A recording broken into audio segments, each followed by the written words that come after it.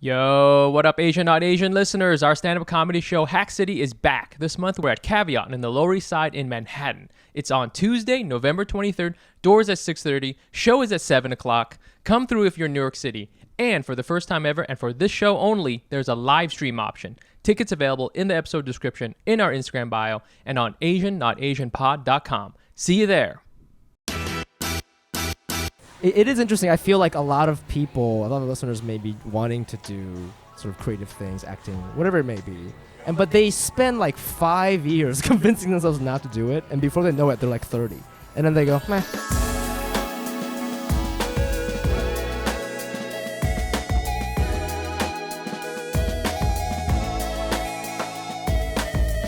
And welcome back to another episode of Asian Not Asian Podcast, a podcast where two Asian guys not from Asia talk about American issues no American cares about. Yeah, there we go. That's better. See, it was recording.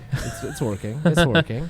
Guys, if you want to know what just happened, go to our YouTube page for visual aid. Visual content. If you want to know what just happened now, go to YouTube and check out our thing. Yeah. We are coming at you live from New York City, from Canal Street Market. Today is October 15th, Friday. We hope you are healthy. We are. This is a double header. We just recorded a previous episode. Now we're recording our second one. We're trying to get it in. We're trying to get it in. I leave tomorrow. Fumi flies out tomorrow. He's meeting up with crazy people tonight. He's doing shows, and it's going to be crazy. If you're listening to us on the Apple Podcast app, please leave a review. Leave us a nice 5 stars, and leave us, or you know what, leave 5 stars and then a mean review. I don't care. Yeah, words are words. If you're on Spotify, hit follow, and if you're on YouTube, hit like, subscribe, do all the things, right? And leave a comment. And if you heard the last week's episode, you know that if you leave a review, a funny review, the best review, Mike will get it tattooed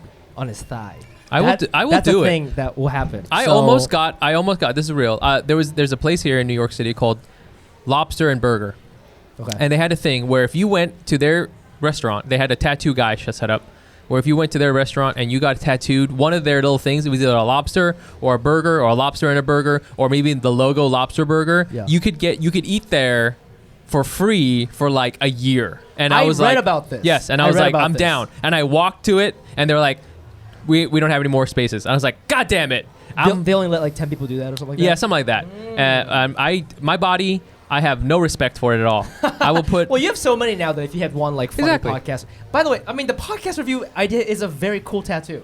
That's a sweet tattoo. It's really cool. I don't know about the lobster thing. But anyways, so yeah, if you're a Patreon person or whatever, like I just said, or if you leave a review, Mike's body is yours. So please leave a review. Yeah. Before we start the episode, we always give a shout out to our newest Patreon subscribers. What is Patreon? It is the best way to support our podcast financially. Okay, we're completely independent. We're not with a network. And we would love to do this full time. I would love to just do this full time. Wouldn't you, Mike? Yes. Just did this a couple times a week, and then you go on vacation and shit. Oh my gosh. That'd be nice. I would be so nice. Although, yeah, why not? Let's do it. Let's do it. Let's do it. I could take care of my various tattoos that I have. Yeah. Because I'm getting so many. So in order for us to do that, we need your money. So go to patreon.com/AsianNotAsianPod and give us some of your money. Yeah. And then in return, you get like bonus episodes. We sign into your DMs and all kinds of fun stuff. Yep. And no matter what level you sign up at, we give you a shout out on this podcast and try to guess your ethnicity based on your last name. So here we go. We have 4 new people joining us this week. First person, Jessica Le Tourneau. Le Tourneau. That's French. That's French. I think this is. I think this person is actually French. You think there's a... No, I don't think so. Jessica is not a French name. They always got names like Yvonne or something. Yvonne or some shit like that. This person is... I'm thinking Canadian, like... Oh, like Montreal Chinese, yeah, like a Vancouver Asian. Vancouver, like dad is French. Word. Half Chinese, half French. Le Tourneau. There we go. Nailed it. Got it again, as usual. Anthony Lee, or Lay, I don't know. Lee. That's Viet. That's Viet. Next one is just Vicks, V-I-C-S. Vicks, like the candy, but or like the throat. But without even the K, so it's like even more chill. I don't know what this person wanted us to do with this information. Vicks. This is kind of like a street name almost. You know what I'm saying? Hey, you talk to Vicks? You talk to Vicks? It would be if it was an X. Oh shit. Yes. So maybe he's like an intern for a gang. You haven't earned the X yet. So for right now, just go with the CS. Okay. Well, you're an intern Asian. Yeah, that's okay. Love that. And last but not least, we have Yuko Kanai. Yuko That is Kanai. So as Japanese. fuck. Goes golfing with Fumi's mom all the time. All Hi, the time. Mrs. Abe. Hi. Yeah. Anyways, thank you so much for donating. And if you want to get in this game, go to patreon.com/Asian.AsianPod. Yeah. The way we like to start this podcast now is we always like to ask each other what kind of Asian we were this week to figure out what it means to be Asian American. Yes. Fumi, So, what kind of yes. Asian were you this week? This week I was a mentally lazy Asian. Okay. And what I mean by that is I recently got dumped by my therapist because That can happen? because I moved. Oh, uh-huh. And my therapist is not licensed in Oh, so she California. has to not. So she cannot I didn't work even with know me that was a anymore. thing. It's Yeah, state by state? It's a state by state. Oh, I mean, I guess fuck like off. medically, same thing, right? Law, Right, same right. thing. Right.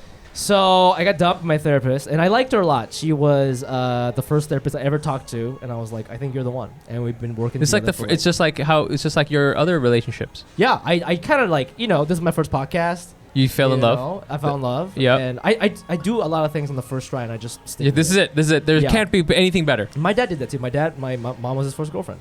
Word. Isn't that crazy? Maybe that's just how they did it back then. I think it's just how they did it because He was also a fucking nerd. Anyway, so now to find a new therapist because Oh I'm my still gosh. broken. How does but that work? I've been just lazy. I haven't been doing it. Oh, right, and you're it's mentally because the thought of me having to re-upload all my 3 years of therapy data to another Right. person, it makes me tired. Does- I don't want to do it. Is there a process of like transferring the notes?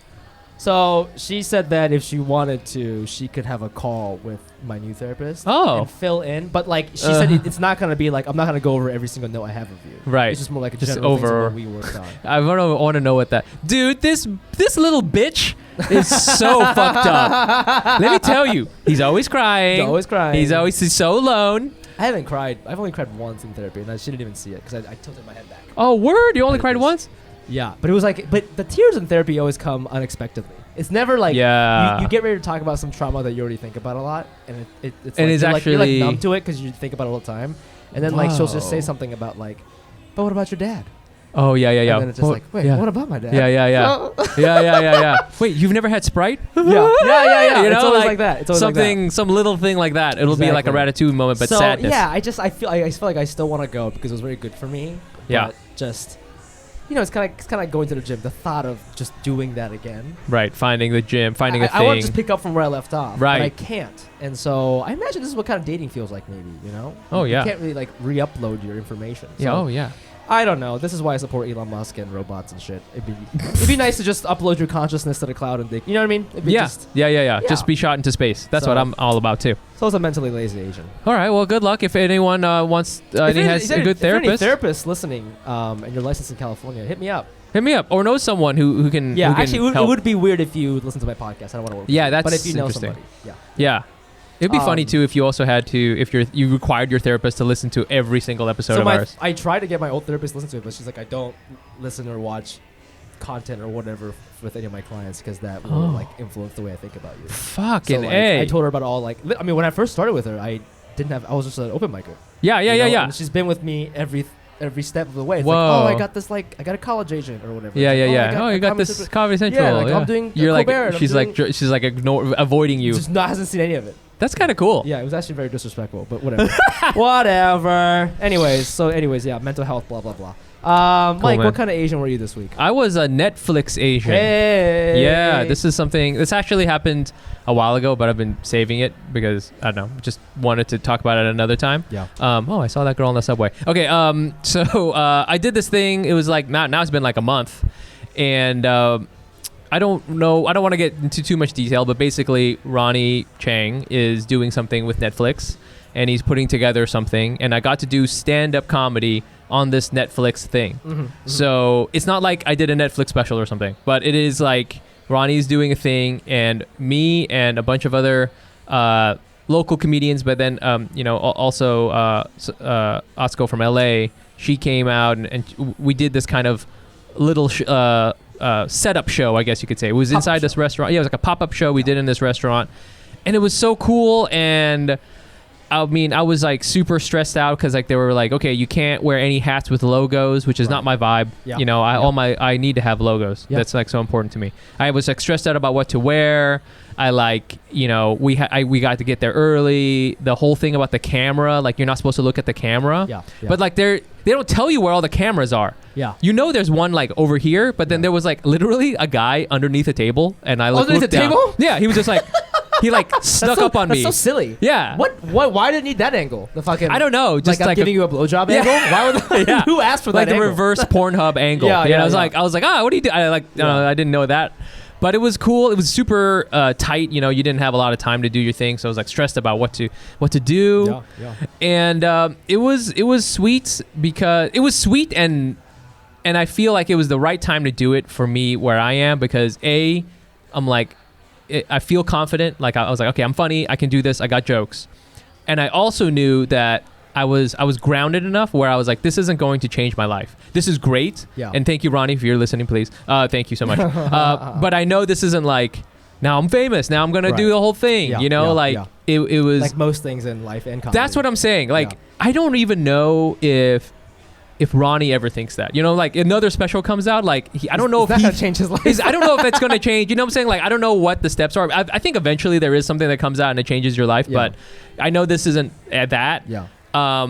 Because literally the next day, is out at another show, just barking people into the show. Why did you do that though? I mean, I didn't have to do it. I was just like standing there, and like this show was either I help bark or it doesn't happen. I'm like, all right, I'll just do this. Oh my god! You know what I'm saying? That's like sort of thing. I was like, you know, like I know I did this cool thing for Netflix, and it'll be nice, but I'm still in the grind, and you know, it kind of almost doesn't. Are you allowed to matter. like, tell people what it's called? Like, should people be on the lookout for it? Or are you even allowed to fucking talk about it? I mean, I didn't sign anything, and it is. I mean, people, if you look up Ronnie Chang Netflix, people know that something is coming. There's stuff coming. So I think one of them is like straight up just a regular stand-up special, and then another is like a kind of like cool Chinatown thing. He did it with the Fung Brothers. Yeah. So the Fung Brothers are involved. Fucking Stephen Lin is involved. I didn't see him. Who's Stephen Lin? The basketball player. Jeremy Lin? Jeremy Lin. Oh my God. Lin is like my friend from college. No, yes. No, Stephen Lin. My buddy? Your buddy? Your buddy was in it? Jeremy Lin was involved. I didn't see him. But it was cool. You know who was in the audience is, okay, you know in the Aquafina show, right? Nora from Queens? Yeah. Her grandmother with the real short hair. Yeah. She was in the audience. What? Just hanging out? She, you know, she just knew like the people who were putting this thing on. Okay. The coolest thing though, I will say, is you know, we rapped. It was great. You know, it's always great to see Ronnie do comedy. But then afterwards, I went downstairs. I was like, we're all ready to leave. You know, a bunch of us are going to get drinks. And I was like, I want to do one more pass to make sure I didn't forget anything. So I went back down there. Ronnie's sitting there. And the producer sticks her head in and is like, hey, the Netflix execs want to say hi. And I was like, you or to Ronnie? To Ronnie, not Okay. to me. Then me. Come on. Steven wants to say hi to me. No. Yeah. They want to say hi. And I'm like, oh, okay, I better get out of here. And Ronnie, such a baller move, was like, no, Mike, stay and meet them. And I was like, this is so cool. Like, whoa. and Ronnie's like 10 years younger than me. So like, and I was just watching him talk to them, and they were very nice. You know, I don't know if they'll. I mean, they saw my set. I mean, so that'll be cool. But like, it was just cool to see him work. You know what I'm saying? Just to see him, just like he was just what like. What did he even talk about? He was just talking. He was just like kind of like. Interesting, because he was just kind of like pitching the show again almost. He was just like, this is what we're trying to do. This could be really interesting. You know, I've not seen anything like this before. And it was just like it was like inspiring to see the other side, because we're so focused on this on stage side that there's like this whole other world of like just so much of this is just getting people to believe in your vision. Yes. You know? Yeah. And it was like really cool to see. It was just like a very fast like 20-second talk that he had, but it was interesting that, you know, really a lot of this is just like, hey man, I know what I'm doing, check this out, you know. That was really That's sweet. cool. They let you stay though. He like insisted, and that really reminds me of I just saw that Sopranos sequel movie. Oh yeah. There's so many scenes because Tony's like a little boy. Yeah. And Chris's father, I forgot what his last name is. What's his last name? Anyways, the head capo guy. Yeah. he always lets Tony like in the meeting. Yeah. He's like, come here, little kid. Yeah. It's like that. It felt like that. for It felt like that. It's It felt like that for an Asian comedy. comedy mafia. And it was just like, okay, this was really cool. And, it was just like a cool behind the scenes thing to see what that was about. That's great. So, yeah, I mean, that's the kind. I was a Netflix agent. That I hope will come out, please God. Actually, I don't know. Not in it? I know. Honestly, that happens to real actors. It happens all the time, Yeah. and I would not be mad. It's I feel like Ronnie, he sticks his neck out for us a lot. Yeah. So, but yeah, hopefully you'll see not just the back of my head in this thing in a little while. But I mean, I wanted to, kind of bring that up because I wanted to talk about, timing and creativity, because I think that has, like you and I, we talk about what's the right timing for stuff. I was just talking about how with Netflix, if I had gotten this like through 2 or 3 years ago, I think I would have like shit my pants. I'm like, I'm not ready, and I don't have this thing, and I would have like overthought it or whatever more than I did now. Yeah. Or and if I had gotten it, maybe 3 years from now, maybe I would have been like, oh man, like I feel I should get more. This was like I felt perfect timing for me. Mm-hmm. And I wanted to talk about that with our guest. Okay, our guest. Let me introduce. She's a comedian, writer. She's written for the hilarious Canadian sitcom Letterkenny. All right, she's just come from Canada, moved to New York City. We want to talk to her all about the creative process and timing. Give it up right now for Sara Wren. Hi. Hi. Oh my God, this energy. Honestly, I start my set sometimes like that, and it's the most awkward thing ever. The Just audience as quiet is as like, possible. Yeah, they're like, "What do we do with this? We don't know her vibe yet." It's interesting because you came out with the blonde hair. You know what I'm saying? You got the blonde hair. Yeah. The blonde is new. But the blonde is new. I haven't gone blonde probably since high school. Yeah, So I'm very getting, like, new. Haley Williams, Paramore vibes. Yeah, which is very great. new. Don't know what you're talking about. So I just learned this. A very nice fan, Karen, came all the way from Texas to see you and I at Hack City, and she's an ABG. Do you know what an ABG is? No. Asian baby girl. Okay. Okay, and she calls herself that. Well, actually, I call her. Do you know what too. that is? You know what that is? An Asian baby I've girl. heard of it, but not in like a long time. Thank you for Oh, not knowing- really? Thank you for Yeah. not knowing what it is, by the way. Okay, cool. And I was talking to her, and we met her before, and she used to have blonde hair, but now she has kind of like lighter purplish, bluish, pinkish hair. Is all kind of like and it's brown, it's darker. And I was like, is this the move, the new ABG move? And she says yes, it is, and they call it milk tea. Milk Was tea. that an option where you got your hair dyed? Did they offer the milk tea option? I had my hair just my regular hair color for a few years. I usually like to change up my hairstyle and my hair color a few times in the year, but during COVID, I just didn't get my hair done. So that's honestly the only reason why it's chopped off and blonde now. Needed the change. You need to change because you got to New York. How has New York been? I mean, you had a very classic New York experience coming to the studio because you took the 6 confidently in the wrong direction. Yeah, and I've done that, like not the 6, but just in general multiple times. The wrong direction. It's like, Are you that new? How new are you? well, yeah, I arrived right when the lockdown happened. So I didn't, for the year, I didn't get to you didn't really take the I didn't subway. take the subway. Gotcha. I haven't, so only recently I've started to actually explore the city. I know Vancouver. That's where a lot of Asian people are. But what about Toronto? In a population, yes. In comedy, not so much. Yeah. Yeah. Which is a little surprising. Right. Yeah. So how would you describe that whole thing? I mean, like what kind of stuff would people laugh at? If Fumi and I were go out there, what kind of like material do we need to like pull out of our ass? Canadians are hard to please. Are I will they? say, yeah. The American audiences, I find, they come out to have a good time and be entertained. Really? Canadians are very much like, okay, I paid for a ticket, now make me laugh. Really? I Yeah. thought everybody was supposed to be like super chill there.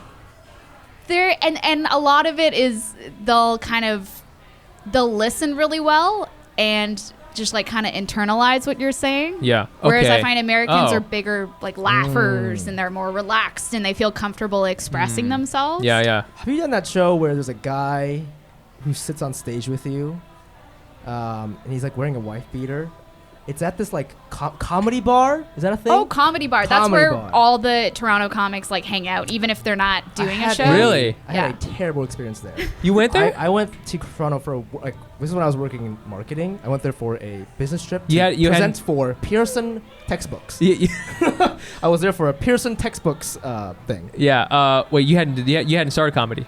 No. This is like 2018. Oh, okay, Yeah, okay. Right? So I know some people here from Canada, and I was like, can I hit up some people? I have time for one show. So this guy connected me with this guy at the comedy bar. And I just remember because this guy and this wife beater would sit on stage with you. He was fine. That's not what this is about. But I go there, and I have an American phone, so I don't have service there, right? Oh, yeah. And so I was eating with my boss, and then I used the restaurant's Wi-Fi to call an Uber from there to the comedy bar. When I get to the comedy bar, I do my set. I have to go home, but I don't have cellular service. So I go to the bartender, and I'm like, "Hey man, do you think I can get the Wi-Fi? Because I don't have service here. I'm from New York and blah blah blah." And he was being such a dick. He wouldn't give me the Wi-Fi password. No, He why? wouldn't give me. He's like, "Dude, it's not for customers. Like it's for employees only, whatever." I'm like, "I know, but I'm not from here, and like I don't have a way to get home." Right. Tall white guy. I hate him. This isn't the guy on stage. This is a bartender. No, sorry, the guy on stage has nothing to do with the story. Oh, okay. I remember the show being just. It was a weird thing to see, you know. Right. Like a Tony Soprano sitting next to you while you do comedy. It was strange. Yeah. Anyways, but the bartender wouldn't give me the Wi-Fi password. So then what happened is I go up and then I'm in the green room and another white comedian comes up to me and goes like, "Dude, bro, you're so funny, Tony," or like just another name. There's another Asian comedian on the show, right? And I go, "Oh, Typical. that's not me. That's that guy over there." Oh my And he God. goes, "Oh my God, I'm so sorry." He's like, "Can I get you a drink or something?" And I'm like, "No, but you can give me the fucking Wi-Fi password." And the bartender gave him the Wi-Fi password. Really? Isn't that fucked up? I have the Wi-Fi password. Whoa. He gave him the Wi-Fi password. You have the And I Wi-Fi was like, password? Yeah. You. Okay, maybe you should give us the Wi-Fi Yeah. password. Dude, I was infuriated. Wow. Infuriated. I didn't even Yeah. give a fuck about this racist incident. Thank God for the racist incident. Thank God for racism. Because otherwise I couldn't have gone home. I will say that, especially back then, that is just kind of Like 2 years ago. Canadian, but like Whoa. it's just a Canadian thing. What? To not give wait, Wi-Fi wait, passwords? what? Yeah, Wi-Fi isn't like free Wi-Fi isn't really a thing kind of in Canada. What the fuck? What the fuck? Yeah, like when I come to the States, I'm always like, wow, I can get like Wi-Fi anywhere at parks, at cafes. Yeah. Like this is great. It's pretty uncommon. Really? In Toronto. Only now it's starting to become acceptable to like ask for the Wi-Fi. That's hilarious. password. I did not know this. But okay, your healthcare is free. The Wi-Fi is not. Yeah. Why is that? Why? Yeah. But like, why is it like more expensive? Well, for, like, we more do people? have a monopoly when it comes to internet providers. I don't know. There's Like, only one company. there's 3, and they own like all the telecom, all the internet, yeah. all of that. I'm sure it's not relevant. I think it's just like a weird culture thing because Wow. they're very protective of Wi-Fi, specifically in Toronto, and I'm not really sure I feel why. it's still inexcusable because I was trying to fucking leave. But Yeah. like it No, was just totally. like it was just I mean, at the very least, it's just like it's hard to. I feel if you're a human being, you need to see another human being who's like, I really need help. Yeah. And I'm looking you right in the eye, and you know what I'm saying? Like, I'm not asking you for something weird. You know, Right, like just hook me up. You know what I'm saying? Like, I'm bleeding. Yeah. Can I yeah, have yeah, a yeah. Band-Aid? Yeah. You know, no, Band-Aids are for employees only. Yeah. All right, you yeah, douchebag. yeah. You know. Canadians So- are yeah. like the nicest Germans, basically. Whoa! What does that mean? What the fuck does that mean? Like there's like They very follow rules. So if someone Oh. told them like, "Oh, we don't give out the Wi-Fi password because that's for security reasons," they'll be like, "Oh, okay," and they just will follow without question. that's so interesting. Japanese Yo. people can be like that. Yes, sometimes. Japanese people are They- very they much like- like that. I've told this story when I went to Japan. I had to leave the train station, and I was like 50 cents short or whatever the fuck it was, and like multiple like train workers and policemen told me that I have to go get money, of which the minimum of them from the ATM is $100 US. And I was like, I have to take out 100 in yen. Yeah. And I was like, I just need 50 cents. Yeah. And this is like 100% a situation where in New York City, I would have flicked everybody. I would just been like, hopped over fuck the you, thing. fuck you, fuck you. And just walked over and looked them in the eye as I got on the train. Yeah. And that would have been 100% acceptable. But but apparently in Canada, no Wi-Fi. No. What if I had done that in Canada? Do you think I would be tackled? Perhaps. I think they're finally starting to like loosen up a bit, I don't put know. their take Comedy their hair bar. down. Mark yeah. my words, I'm not performing there ever again. What is Well, I mean, so here's the thing: is that there's a lot. I watch our stats every single on Art 19, where I watch our stats, and we have all the big usual populations, like DC, San Francisco, obviously, New York, but we got a lot of folks in Canada as well. And I wanted to just very quickly just kind of just touch upon what is the racial discourse in comedy around with Asian folks in Canada right now, because for a while I felt that anytime I saw some representation, Asian representation on TV, it was a Canadian. For a while, it was Kim's Convenience. I was and I actually watched that show for a while when it first came out for season 1. I was like, they would never do this in America. I just knew in my heart. Because it was too Asian? No, because it was so not in a way, it was so normal. It was just just a family with a deli. A family with a deli. Yeah. You know what I'm saying? And yes, there is they do talk about Korean this or whatever the fuck it is, but the son is I guess Simu Liu, he plays a son who didn't graduate from high school because he had a falling out with his dad, and that sort of thing. And I was like, this is kind of just a regular family drama, but they're Asian. And that's why I was like, if an American did this, they would be like, okay, check this out. Gong.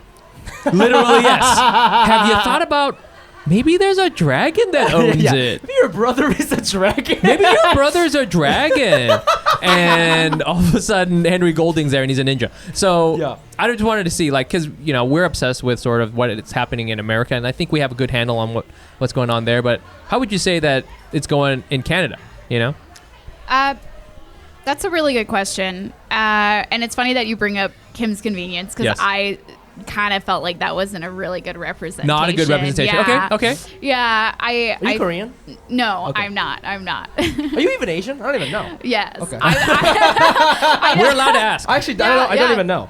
No, I know. It's like a daily thing. People are always trying to guess. Yeah, I should carry prizes or something. No, I actually thought for a while that you were Vietnamese, and I was like, wow, she really Americanized Nguyen. I really thought I was Ren. I was like, huh. That's a cool, sexy bar in Soho. Yeah, I was like, Ren. That's a cool, that's that's a cool way. Maybe I should spell my name. That'd be tight. I just you changed start getting it. booked immediately. Have you seen this guy, funny. Mike Ren? He's so Yeah. cool. No, it's just Mike Nguyen, bitches. Okay, sorry. Okay, continue. Yeah, I think we're honestly in a similar place. We do have a lot of representation, which is good. I think more doors are open, and I do think there is flexibility in that. I still think there's a lot of work. Sure. Though, there needs a lot. The gatekeepers seem to always allow sort of the same people Really? to Okay. produce stuff, and that's a real issue. Okay. But Kim's Convenience was great, and I was happy that it existed. I was a little disappointed that I think they could have hired more writers that were maybe Korean or, Yes. I didn't read I about remember that. this. So I that remember was this. written by white people? That was written by How'd they get it so right? That was crazy. Good job. Yeah. Well, they did call in. I do know some comics that came in and maybe doctored the helped. script or Right. wrote jokes or things like that. What but if there was just mad dragons in the first pass? Just so many dragons, and then Sarah's there. It's just why are there so many dragons? yeah, Just get rid of this. Control Yeah. F for dragon. get dragon. Anytime there's a lizard, just get it out of there. Yeah. Go ahead, sorry. So I do think that there's a lot of room still. I Canada is not far from perfect. No, in I don't that. think. I definitely don't want to suggest that. That's interesting because when that show came out, I was watching it with my girlfriend, and then we were like, because I'm used to nothing, so I'm like, Yeah, I'm wow, so used to Canada's nothing. so progressive, and she was like, yeah, Canada does a lot more things better than America in terms of the racial discourse. But it's interesting to hear that. We're working towards. I think definitely in media there's a lot of room, but just as a culture, we're pretty good there. You know, when it comes to diversity. That was something that was so different between Toronto and New York. I thought it would be similar in the neighborhoods of you know how people live. Yeah. It's very much like this is you know this neighborhood, this is this neighborhood. Whereas in Toronto, it's just everyone's all mixed together on top of each other. Like you can get the best roti in Koreatown, Right, or you can right, get right. It's just a total mishmash, and I feel like New York. I was surprised that it's very separate. Oh no, Oh, it's yeah. very Americans segregated. love segregation. We're Yeah. all about that. We love just it, got we rid love of it officially, but like we're just like we're still indie about it. I didn't We're- expect that. Yeah, I thought it would be really- like Toronto. It yeah. really is. I will say though that if you do want to see more mixing, Queens will have more of that, where you'll walk down the street and it'll be like, an Indian split spot, and then like a Greek spot, and then like a really good Cantonese spot, and then a Verizon, and then like, you know what I'm saying? It'll be all mixed together. But but definitely, I mean, I love when Americans talk to me and they say things like Verizon, and I'm like, I don't know what that is. oh, you know what but Verizon is? I'm like, I think it's a phone company, phone but company. like it's not in my vocabulary. What if it was actually like a roti? Yeah. Have you had I love Verizon? that your white representation was Verizon. White people food. Verizon. Why Yeah, Verizon? When I think of Queens, When I think of Queens, I think Citibank. I don't know what Citibank is. Oh my gosh. It's do a you, roti. wait, do you have TD Bank?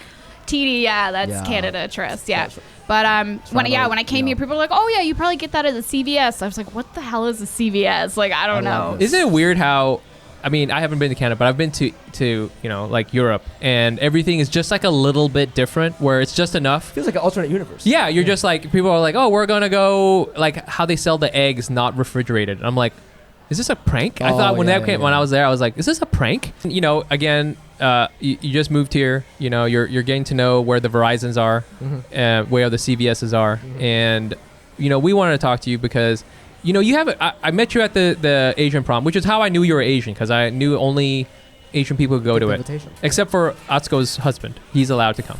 He has a special green pass. Okay, and I was talking to you, and you're like, oh, I you know, I haven't been doing comedy that long, but you have written for Letterkenny, which you got to explain to people what that is, because that's not like an American I've seen thing. YouTube clips, but I've seen. I don't I've think watched, I know what it is. At I've all. watched a few episodes, and every time I watch one, I'm like so tired. But like it's a sitcom. But I mean, I want you to tell people, Americans, about it. Yeah, it's very rapid fire. That's why Yeah. you're so exhausted. The dialogue is very quick, and it's basically joke after joke after joke. It's basically a parody of like every small town in Canada, and I think that translates really well also to America, because now it's on Hulu. Right. The first few seasons, I'm not sure if all of them are available. So it's basically a parody of any like very, very tiny town with like maybe 1,000 people living there, and just that kind of country life. Like they call the folks from Toronto the city, you know, like the Right. city slickers, the city Yeah. people. Right. Yeah. I feel too that Canadian country people are different from American country people. Are like, they're not. This is kind of an unfair way to depict them, but it's like they love guns and dogs, trucks, deer, decks, you know, cousins, Hey. 7-Elevens, that kind of thing. Yeah. Yeah, Getting right. into arguments with flight attendants. I don't know. Okay, now I'm getting weird, but like that doesn't seem to be the case necessarily with Canadian. Yeah, I actually, God, I don't know how much I can say, but Okay, yeah. we do have characters that are Mormons, Uh-huh. and so like that is a regular Okay. thing in like rural Canada, is to live like next to, A Mormon. with Mormons. So, this is interesting. My That's a whole part of it too, right? The culture. my introduction to like hick Canadian things is through this. I used to love this show called Trailer Park Boys. There's a Canadian show. I don't even know what city they were based in. They had like a really weird accent, and I remember watching it. And sure, it's like trailer park trash, but it's so different from American trailer. I actually still to this day I can't really describe what about it is so trashy. You know what I mean? Like, did you ever watch that show? Yeah. Was that like a big Canadian show, or was that like a weird American? Oh thing? yeah. Okay. Everyone loved it. It's mostly just like you life is simple, and you have slang that I, growing up in Toronto, And then I started doing comedy, and obviously you start hanging out with people that are from like far north Canada coming down. Yeah. And they would talk, and I wouldn't even understand what they were saying when they Whoa. were talking to me. They'd be Really? like, "Oh yeah, I want to go outside and hack a dart bud," and I'm like, "What? Hack a dart bud? What does that mean? I'm like, "What does that mean?" That sounds like something Biden would say when he's describing Afghanistan. Hey, We're gonna hey put our kids, second hey gear kids, and hey hack a kids. dark bud. I would hack a dark bud. No malarkey. Hey. Yeah, they talk okay. like that. What is that? Is that like Go smoke? out for a smoke. Okay. Yeah, a dart is a cigarette. Okay, there you go. Going online without ExpressVPN is like changing while leaving your window wide open. You might not have anything to hide, but why give random creeps a chance to invade your privacy? Why should you use ExpressVPN? Well, you can browse more anonymously. It's easy to use and it works on all devices. I Nice. personally use ExpressVPN here at Asian.Asian, and it's amazing. You guys know those emails you get sometimes where it's some like random email on Gmail or something, and they're like, "Listen, I've been taping you watching porn, and if you don't give me $700, it's always like a reasonable amount, $700, I'm gonna release this footage into the wild." You know, I've been using ExpressVPN. I have not gotten any of those emails. Whoa. Okay, so I can watch porn and know that the government is not watching me. Yeah, take that, government. Secure your online activity by visiting expressvpn.com/Asian today. That's expressvpn.com/Asian. And you can get an extra 3 months free. expressvpn.com/Asian. Brah! Yo. Brah. What up? What up? How many subscriptions do you think you have? You pay for right now, Including the Like, I'm ones talking that like Netflix. including the ones my wife doesn't know about, like 20. Yes, Easily. dude. I mean, and how many do you think you're actively using? Dude, like 3, maybe. You know what I'm saying? That's crazy. So you're literally wasting like hundreds and hundreds of dollars every month, money that you could be contributing to the Patreon. If I'm being completely honest, with you. It's You could true, contribute but to you your know own what it Patreon. is that a lot of times these subscription services make it like super freaking hard in order to cancel it because it's like buried in something, or you got to do some weird Right. thing with like 2 different phones to confirm some ish like that. It's crazy, man. All right? Absolutely. And what we gotta do is we gotta fight back against scammy subscriptions with TruBill. TruBill is the new app that helps you identify and stop paying for subscriptions you don't need, want, or simply forgot about. On average, people save up to $720 a year with TruBill. Because companies make subscriptions hard to cancel, TruBill makes it incredibly simple. Just link your accounts and TruBill will cancel your unwanted subscriptions in one tap. And your TruBill concierge, is there when you need them to cancel unwanted subscriptions, so you don't have to, and maybe other things if you're nice to him or her. Ooh. No, it's very fancy. Yeah, man, I use TruBill. I canceled like a whole bunch of stuff. It saves me like $30. It saved me like $30 a month. I'm gonna save like over like $300 this year alone, man. It's crazy. That's amazing. What are you gonna do with that money, you think? I'm probably gonna, just buy socks. Nice. TruBill has over 2 million users and helped save them over $100 million. Ooh wee. Okay, don't fall for subscription scams. Start canceling today at TruBill.com/Asian. Go right now, TruBill.com/Asian. It can save you thousands a year. TruBill.com/Asian. Recently, we had a fan come up to us, and we know this person for a little bit, and she told us, she, in part because of this podcast, she's like, I'm gonna go and I'm gonna try to be an actress, and I wanted to be like, don't do it. She quit her job already. She quit her job, and I was like, Yeah. don't do it. I mean, if she's listening, you should believe in yourself. But, but at the same time, Fumi and I, come on, we're safety boys, We're okay? safety boys, yeah. We love stability. We love stability. We're hanging on to our day jobs like longer than we probably want to or need to, right? We're just like, because it's just how it is. What are your thoughts on sort of when is the right time to go? And especially for you, because you came here and then fucking pandemic happened, and like where you're like, oh, I'm fucked, Yeah, basically. I before I did stand up, I actually used to run my own company. What the fuck do you? Oh my By the god! way, how you look like you're 21 to me. Is that correct? I'm gonna be 30 in December. Oh, Okay, so we're at the okay. same age. Okay. Yeah. So hold on, you ran your own company. It was fleecing people out of merch. Right. Yeah. Yeah. Okay. No. Okay. Cool. What were yeah, you doing? That's why. Yeah, I'm still doing it technically. So, I ran my own company, and then I was just very unhappy. I was like, this is it. This is what you try to accomplish in life. And I was traveling and What kind of company? Like what kind of job? were you doing? in marketing. Just marketing, Yeah. okay. Yeah. Very like just a holistic approach at consulting and Yeah. all that. And yeah, I got to like travel because I would basically pick clients where I wanted to like go to and stuff. So I did that for many years, and I wasn't happy. And I'm like, why am I not happy? Like, this is it. You know, I don't have to worry about things. And then I made a list of different things I was going to try. I was like, okay, well, I'm comfortable with public speaking, so I'm just going to try maybe going to public speaking and doing talks about things. And just in general. Yeah, just in general. And then I naturally started like writing jokes in my speeches. And so I wrote down on my list, I was like, okay, maybe I'll try stand-up. So I'm not, it's always a little awkward for me when people ask me about like, who's your favorite stand-up? How did you always know you wanted to do stand-up? Because I didn't until very recently. So that was one of the things I decided. I was like, okay, when I come back to Toronto, I'm just going to go to an open mic and I'll write 5 minutes up and do it. And that's it. And I figured it would just be another thing to check off until as I'm trying to find like what will make me happy. And I performed at the back of like a sports bar to like 2 comedians. Perfect. Yeah, it went horribly. Yeah. No one laughed. Yep. My jokes were obviously terrible. Yeah. They still are. Yeah.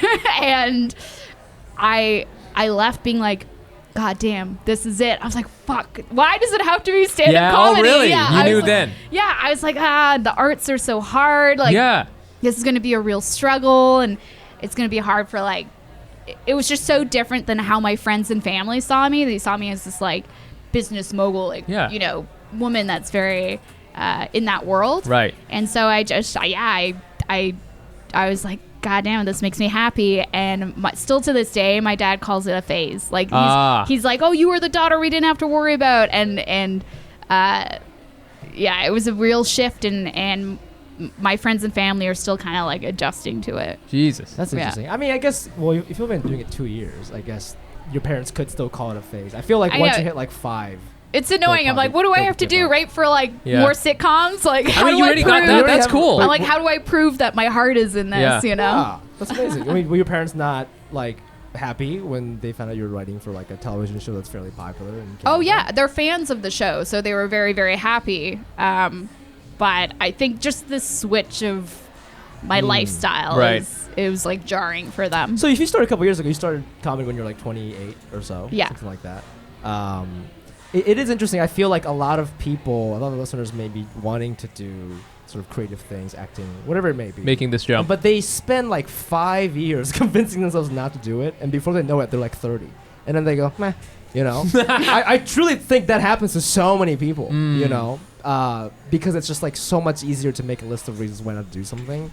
And I think it's cool that you just kind of, you know, grabbed it by the balls and just like went for it. Did you, as soon as you did one open mic, did you know you're like, okay, I do stand up? Somebody asked me this the other day.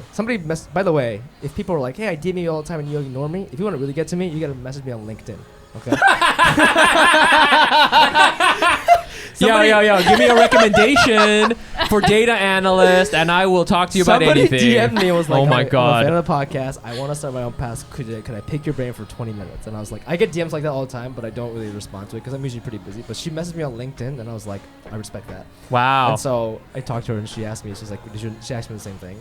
And I think the first time I did it, I like knew that there was something there. But nobody, like, I just kept going back, I guess. I didn't really think about it. It wasn't like, this is going to be my thing. I just kept going back. And then I would say 2 years in, I just sat down with myself and I was like, I'm going to give this a real shot. And I'm going to stop caring about my day job. And that's when all my friends, like, got promoted, went to different companies, and I just stayed same salary, like whatever. But now, I was mentally okay with that. Yeah. But I made that decision like very early on. I probably was like 25 or 26. You know. Okay. Yeah. Okay. So pretty early. You have to, I think but that's hard. You have to do that. I think to get yourself ready for the next level, whatever that means. I think you do have to. I don't know. At the risk of sounding like a weird Brooklyn person, it's very you say it into the universe and you believe that the energy has to go out there. I do feel like. It is a lot of people have to have that moment that it's funny you say sit down, with yourself. Yeah. Because you do have to have a sit down and be like, I'm going to do this and I will see, I will accept whatever consequences. Yeah. It is. Yeah. I think a lot of times me and you joke about how we don't believe in ourselves. I think there's different levels of self-belief. Yeah. That's like level 1. Yeah. So I was able to do that. Yeah. I was able to be like, let me give this a fair shot. Yeah. This thing that I want, I think I want. Let me give it a fair shot. Now there's all the other things that I think take a lot of effort to get yourself to try to trust in yourself. Right. But yeah, that I was able to do. Right. I think we struggle with the rest. Yeah. Oh yeah. I mean, each level I think is more and more difficult. I mean, Sarah, like you said you did one. The people didn't laugh at your jokes. You were at the sports bar. You couldn't get the Wi-Fi, and you were like, okay, I'm gonna do this. You knew like right away, right then. Yeah. Shit. Because it That's was good. the hardest thing and it still is the hardest thing Yeah, I've ever for sure. done. I was like, that's what I'm looking for. Yeah. Like, Really? just to constantly be challenged and be dropped in something where I don't have any experience, no training, no schooling, nothing. And I feel like I'm drowning Like- some days, it's like and Naked I love and Afraid. it. Yeah. Yeah. Oh, Yeah. But with comedy. With comedy. Naked at an open mic. Naked at an open mic. Oh. They have Oh, naked God. shows. They have We the nude used to have a naked shows. show in New York. Yeah. Oh yeah, I never did that. somebody Yeah, ask me you? either. I think Oh, Misha Han did it. Thank God I didn't do it. Gross. I don't know you very well. Maybe you're a genius, but I would say, making a decision to follow your dreams, a year and a half later, already doing it professionally, like writing for a TV show or whatever that may look like, is that is not a very common thing. That I can only, Yeah, I would agree. In my experience, from my class or like people I started with, the only people who ever did that was Julio Torres. He was the only person who. He had been doing it for a little bit longer than us, though. Not that a much little longer. bit. He was probably like 4 years in when he got SNL. He had a very. You're right. He had a very special voice. He had a very special voice, and he was like, I think he was a chosen one, and he's He was a also chosen very one. funny. He's very funny. But I think out of 10,000 comedians, there's one who's like chosen to get stuff Chosen. very earlier on. And it's not even necessarily this person is the funniest. No. It's It's just like this is the one. right For whatever- time, right voice, Yeah. right people. Yeah, Right. yeah, for sure. Yeah. So I don't know. Like, are you like a prodigy or like what's going on? I don't think That's so. why. Yeah. That's why I brought you in. I think it's. I mean, I don't know anybody who is. I mean, I have friends who are getting writing jobs now, but they're like 8 years in, and that's Right. considered normal in New York. Seems You know what I normal. mean? That seems normal. I think honestly, this was just very, very lucky. Because I don't have any representation. It's not like I was putting myself out there. So they had just followed me for a while and kind of seen Oh. my voice and like what I do, and they were like, "Oh, we're interested in hiring writers for this season." So they're like. The showrunner was like, I want to work with her. Oh, so wow. I think it's just You were like chosen. luck. Chosen one. Yeah. Chosen one. Chosen Asian. Do you have any- I just feel very lucky. Yeah. I think it was a lot of it was luck, honestly. Well, so I'll take that. Take that. I'm wondering if you have any weird birthmarks that may show that you're the chosen one, because it's highly possible. yeah. Why do you think I'm wearing this necklace? Yeah, why are you Like, wearing come on, that necklace? You're guys. Shang-Chi. You're comedian Shang-Chi. Listen, Mike, you know me on the podcast, I like to laugh like an insane person, spread joy through jokes and Yes. inappropriate comments. But is that how I feel on the inside in 2020? Absolutely not, Mike. No, man. It's a dark mess in here, dude. Sometimes I'm really sad. Sometimes I'm a little depressed. I'm really stressed, and I think a lot of people with the pandemic, they're not really sure about job security, and that's a huge source of stress for a lot of people. And I think if any of our listeners feel this way, they should check out our sponsor, BetterHelp. BetterHelp will assess your needs and match you with your own licensed professional therapist. Connect in a safe and private online environment. It's so convenient. You can start communicating in under 24 hours. This isn't self-help. It's professional counseling. Send a message to your counselor anytime. You'll get timely and thoughtful responses, plus you can schedule weekly video or phone sessions. Woo! All without ever having to sit in an uncomfortable waiting room. You know how those waiting rooms can be, bro. BetterHelp is committed to facilitating great therapeutic matches, so they make it easy and free to change counselors if you need it. And it's more affordable than traditional offline counseling, and financial aid is available. Licensed professional counselors who specialize in depression, stress, anxiety, relationships, sleeping, trauma, anger, family conflicts, LGBT matters, grief, and self-esteem. I want you to start living a happier life today. As a listener, you'll get 10% off your first month by visiting our sponsor at betterhelp.com/Asian.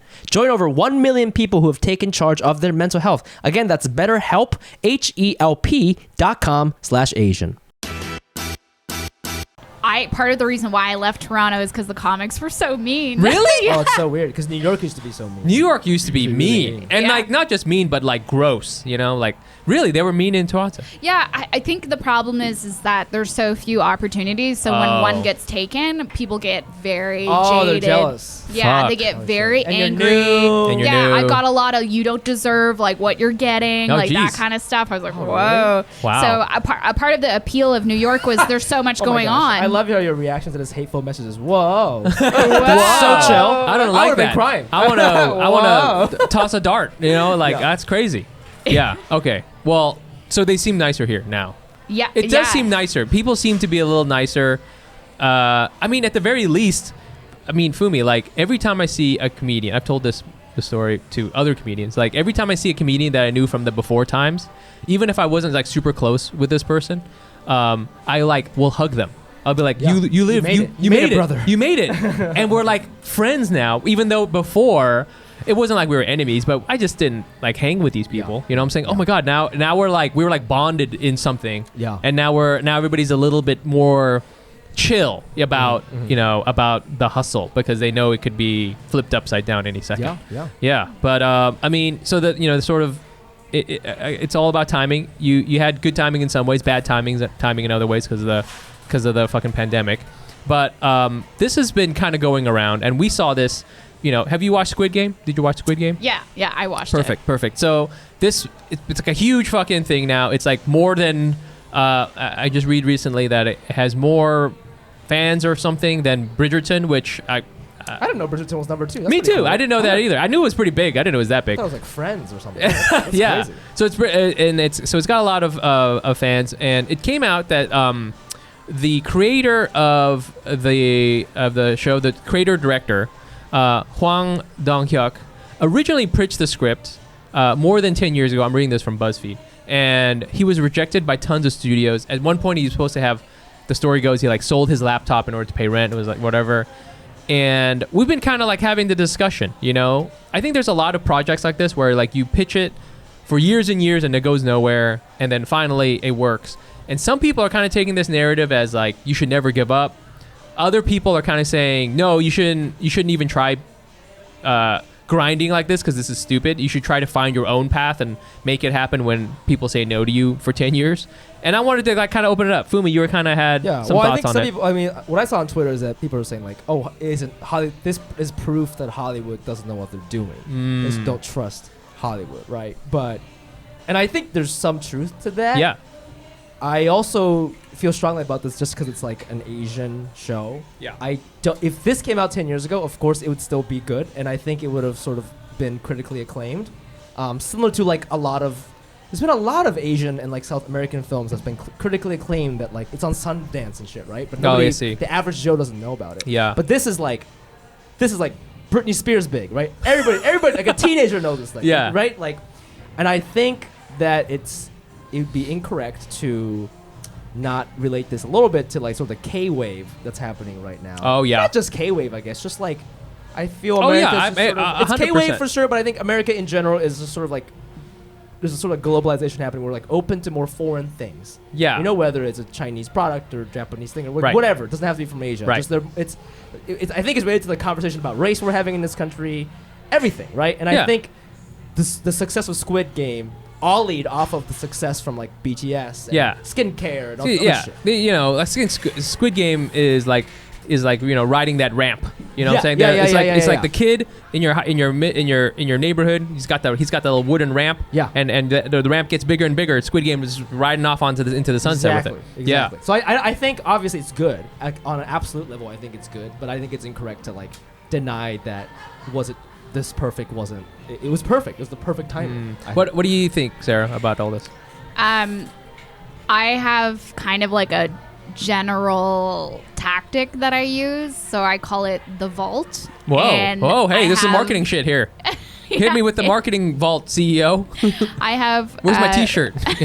It's coming. You guys. It'll be there. Right. Any day now. Yeah, I have something I call the vault. So I have just all my ideas go there. All my like fleshed out ideas. I make sure pilots for each of them, whatever. And when you're given an opportunity with someone, like a producer, or you're networking with someone, and they'll ask you, okay, so what do you have anything to show us? Then you pull out things from the vault that you think they would like. Oh yeah. And that way, it's just you're always prepared for when you're going to talk That's some smart to someone. shit right there. Yes. So it's like, I think just having an understanding of how Hollywood is and how the system is and how society is. Like, I agree with everything you said, that only in the last few years people are actually interested in foreign films, and they're, unless you're going to like TIFF or something, you know, like it was a culture. But now with Netflix, it's a whole section that you can just click on your TV at home. Yes. So I think it's a mix of both, and I think people need to just, there could be 5 ideas in my vault that are like awesome, and then, you know, a bunch that are terrible, but it just depends on who you get to talk to and who's willing to take that opportunity. So damn, I'm gonna create a vault like note app. That's the thing is like, so when I was talking about Julio Torres earlier, again, he's very, very funny, and he deserves all the success that he has, but there was some luck. Yeah. Some luck involved. And I think that's why the only way you can control, so luck is just percentage, right? And the only way to control that at all is to be everywhere. And I think that's why for a long time, you know, comedians in New York would do 4 shows a night. To just get as many shots as you can. I tweet 5 times a day because you're just controlling chance. So it's like, hi, more I'm ready. shots. Can someone notice me? And the ready part is important. So when you get that opportunity, you're ready to go. Right. Like, I think a lot of people kind of forget about that. So instead of working towards something, just always be ready to jump on. But that's what's so weird is like when people kind of shit on Twitter comedians or whatever it is, you know, I just see that as like him or her or whatever, like just increasing their chances of getting discovered. Whereas people who shit on that, they don't. I think they understand the vault part, but they don't understand the part 2, which is like the look at me part, which is equally, if not more important, as we could see from Squid Game, than the actual script. You know what I mean? Right. I agree. I'm realizing now that I totally missed an opportunity because I didn't have my vault ready. This happened to me recently. I swear to God, I won't talk about it anymore because it's a secret. But I feel like you're right. Like those knocks on the door, you have to be ready with an answer, right? But like what you're trying to do is just make sure you have more people knocking. You know what I'm saying? Whatever fucking way that is. I think I agree. I think it's like people had to be primed a little bit to read, to like listen to Korean and then have a translation with the subtitles. So like the K-drama thing that helped. Yeah. The fucking the music videos with the subtitles. I don't even know. Yeah. You can listen to BTS in Korean. Yeah, right? K-pop, K-drama. Yeah, so first it's like here are captions. Here's the way they started. Okay, first of all, first let's just get some hot guys to sing. Boom. That's a very easy, you know what I'm saying, BTS. Yeah. But even that was an issue. That was an issue. They're like, these guys aren't hot. It took a long time. Girls. They're girls. No, they did say that. They're like, these are little girls. This is what girls like these days. I remember we were talking about them when BTS was first coming around, and we were like, oh, how much are they going to be embraced?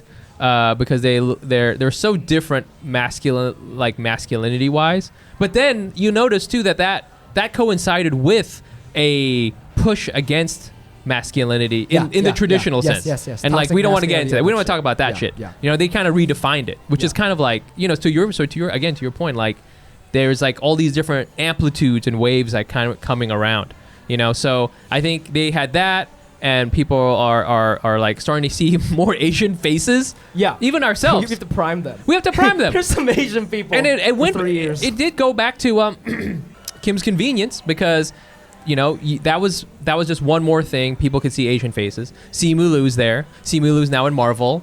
Asian people, here we go. You know, yeah. Squid Game. Fresh off the boat. I loved that show. Yeah. And that came around at around the same time as, and I remember when that came out, it was such a big deal. Yeah. I remember I would go to a terrible open mic, and I would be so sad. I'd be like, that was terrible. And I would go home and watch Fresh Off the Boat and be like, one day, I will be rejected from that show. Well, it's canceled now. It's canceled now, so I can't even miss it. Yeah. Okay. Well, I don't know what the lesson is. I feel timing is everything. Timing's everything. Have a vault. Have a vault. Yeah. I mean, just I think if society or if Hollywood isn't at the place to accept it, just keep it in the vault and wait for that opportunity. I like that. Also, people who like, even the girl who said she's gonna quit her job and go pursue acting. I think it's great, but like, for the most people, like, people don't knock on your door that often. No. You know, it doesn't come. It comes like a lot in phases. So the vault is so important because like you have heat, and then it's just gone, And then it's gone. You might go through years when nobody gives a fuck about you. Yeah. You know, and that's hard to accept as somebody who's pursuing creative things. You know, but Yep. like, that's just the name of the game. That is the name of the game. So the vault is very important. That is The very vault. cool. That is very cool. Okay, everybody, it is everybody's favorite segment. It's Das Race News. Well, I don't know. Okay, and so it's this is almost like a throw. Okay, this news came out recently, but it feels like a throwback because of the topic. Yeah, And it's a little problematic. it's a little problematic. I don't like it. This is from Salon, and I'll just read the headline here. Okay, K-dramas cured my prejudice against Asian men, and this is It's written by an Asian person. written by an Asian woman, and I'll just summarize it because it's fairly long, but it's an interesting read. And this woman talks about how she didn't want to date Asian dudes for a long time because she never saw any, Asian guys being hot and romantic on white TV. She never saw her parents do anything like that, which I thought was kind of interesting. It's like my dad never really banged my mom hard, so I don't know, Yeah. she never saw that modeled, and she goes on, talks about how she didn't date any Asians in college except for maybe one or something. She wrote a term paper about it, which I think is hilarious. Where did she go to school? I have no idea. So she wrote her senior thesis about this whole thing, and I think it's an interesting topic because Fumi, when we started this podcast, we're at episode 201. 200 episodes ago, we would always kind of tiptoe around this because Because of Reddit Asians. because of Reddit Asians. Because of Reddit Asians. The Reddit They're Asians, toxic. they're very toxic, and they would always be like, well, Asian guys and blah, blah, blah. Anyways, I feel now the conversation has evolved such that it's very obvious to me that everybody's like, it's clear that Asian guys are hot. You know what I'm saying? Not all of us. Yeah. Look at us. Well, we're just equal now. We're equal. We're just in the like game. regular We're in the game. people. We're in the Yeah, game. we're in the game. Yeah. That's been established. We already know Yeah. this. We So know this. she writes this article about how she used to not think she was hot. I mean, not think that Asian guys were hot, and now she is not racist. It's kind of a funny article to me. It's like it hits different. The timing is off. Yes. The timing is off. The timing is off. This should have been written in 2014. 201 episodes ago, this makes sense. Yeah. 201 episodes later, because of us, we changed the game. We changed it. It was us. It's We changed us. the game. It feels Hey. different. I don't know. I want to get your thoughts on it very quickly, everybody. Sarah, if you want to start. Yeah, whenever people say that kind of stuff, I'm always like, ooh, that sounds like a you problem, Yeah. Yeah. And it oh, you should not be publicly acknowledging this. Yeah. She clearly has spent a lot of time thinking about this. Yeah. She wrote a paper about it. Yeah. When people are fighting this and they have milestones in their life where they've Oh.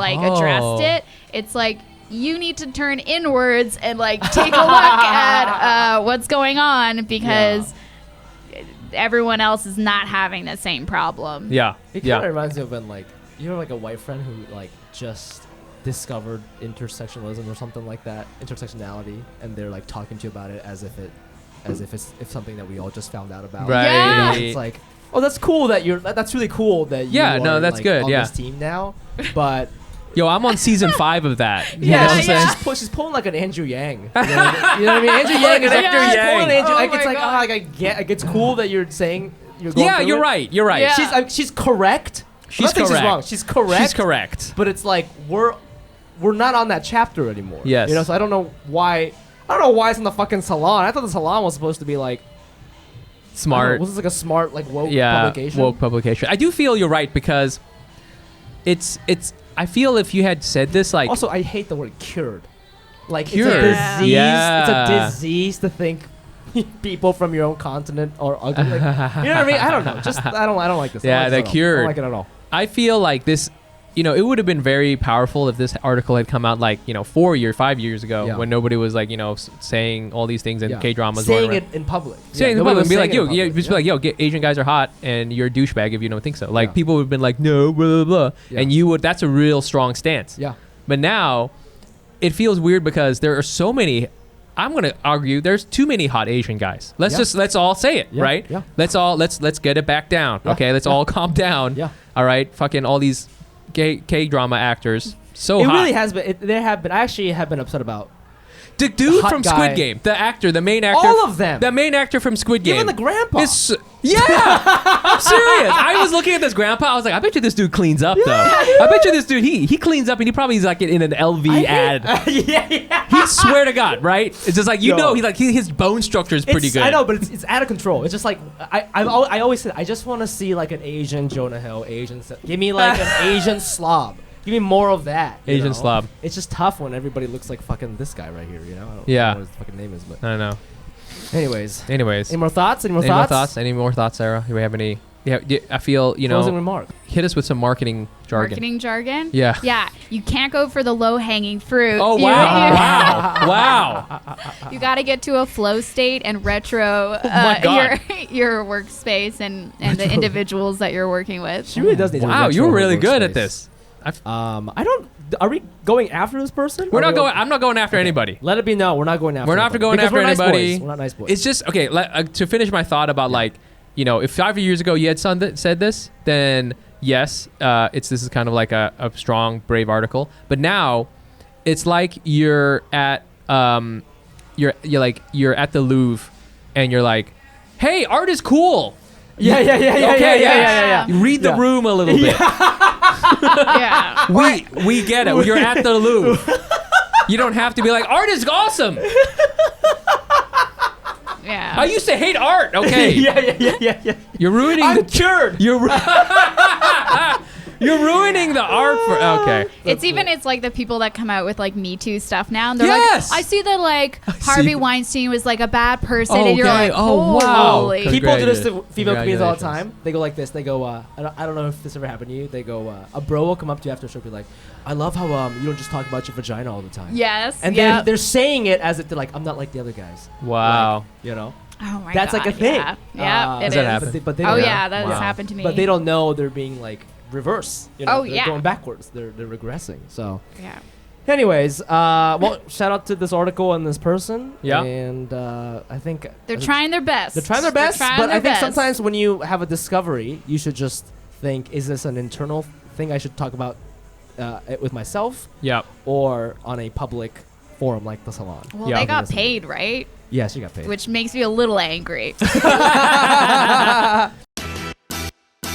We want to say thank you to our guest Sara Wren for coming for doing and the show. getting lost and Yeah. taking a lift here. Yeah. And let's hope that she can get home in a reasonable hour. But we're not going to show you how to We're get not showing you how. We're not You're gonna end up in Gowanus, and it'll be great. Yep. Yeah. You don't even know what we're talking in the about. river. No, You're I gonna be in the river. I have to learn. I have to learn some way. Go for a dip in the Guanas River. Yeah. Yeah. The canal. Go ahead. Yeah. Yeah. And then go to yeah. Well, thank you so much for doing the show. This was amazing. Where can our fans find you in your work? I tweet way too much, so perfect. you can follow me on All right, Twitter. Be careful out there. Yeah. Be careful out there. Don't get fired. Yeah. Go ahead. Yeah, I'm honestly surprised. Like I haven't yet. Yeah, I post pretty much like a lot of observational things on Twitter, so that's the best place to reach me. It's at Sara Wren Comedy. Same across social media. Nice. And I'm just running around doing shows. Are you still working on this album? Yes, yeah. Okay. I'm going to be in the UK for 2022. You mean Asia? You mean Asia? Yeah, in Asia. yeah, Asian UK. doing my full like set. Yeah. So Wow, look at that. See? Going to UK and doing this. Doing the full set. You got an Doing album the full out, bro. set. Do you have an album? I don't Do I have an album. No, you don't have an I album. have 5 minutes. I don't Yeah, right? I have literally 5 minutes. I did a show yesterday. I was like, I have 4 minutes. So, please check out Sara Wren. As always, Yes, check us yes. out on Instagram at Asian Not Asian Pod. You can also find us on Twitter and YouTube with Asian Not Asian Pod. And you can find me, Mike, on Instagram at Nice Pants Bro. And I'm also on there at the Fumiabe, the THEFUMIABE. Please come out to a free Hack City stand-up comedy show. That's the monthly show Mike and I do together for podcast fans. The next one's going to be November 23rd at Caveat. That is a venue in the Lower East Side. Go to AsianNotAsianPod.com for tickets or check out the ticket link in our episode description. Yeah. And I believe that is all. That is all. That is all, Anals. That is all. We hope you enjoyed this episode. We surely did. And we'll see you guys next week. Bye. Bye.